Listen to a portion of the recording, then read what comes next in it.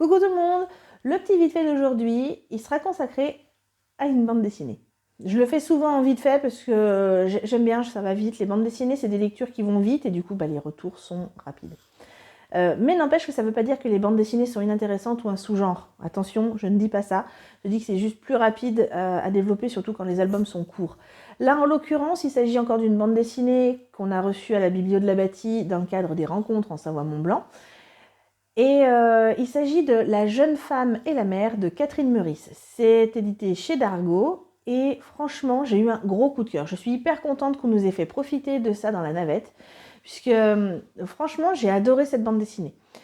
C'est l'histoire d'une jeune peintre française qui arrive au Japon en résidence et qui vient chercher l'inspiration pour ses futurs projets de peinture. Et on va la suivre à travers son cheminement un peu dans la nature en fait.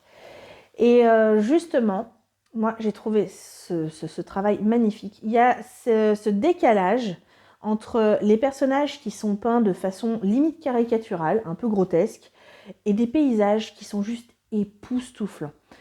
Le graphisme des paysages, des fleurs, des arbres, de la mer, des rizières, c'est à vous couper le souffle. Moi, franchement, j'ai juste eu une envie, c'est que c'est comme quand le personnage de cette peintre française ouvre sa baie vitrée et va à travers la nature. J'ai eu envie de rentrer dans le dessin tellement c'était magnifique. Franchement, j'ai envie d'aller au Japon juste pour confirmer que ce que j'ai vu, ça y est, ça existe.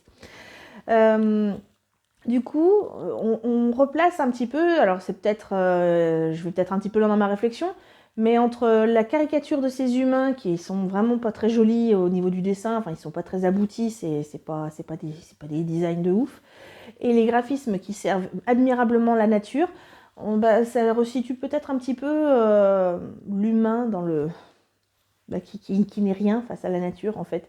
Et d'ailleurs, ça le dit très bien parce que il y a une histoire de tsunami, vous le verrez dans l'histoire. La jeune femme en question, dans le titre, La jeune femme et la mère, c'est pas la peintre. La jeune femme, c'est une japonaise qui communie avec l'eau et qui annonce les tsunamis. Elle sait à l'avance quand va arriver le tsunami.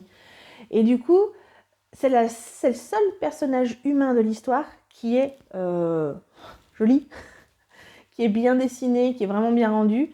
À l'image de la nature, et je pense que c'est criant et c'est parlant parce que justement c'est le seul qui communie avec la nature, qui est en osmose avec, vu qu'elle communie avec la mer et qu'elle sait à l'avance, elle arrive à parler avec la mer et à communiquer pour savoir quand est-ce qu'elle va arriver le tsunami. Donc du coup, ça pousse à la réflexion, c'est assez sympa. Voilà, enfin moi j'ai fait un voyage fantastique, je vous pousse je vous incite vraiment à le faire, n'hésitez pas, c'est dispo à la Bibliothèque de la Bâtie, foncez, et en attendant, lisez.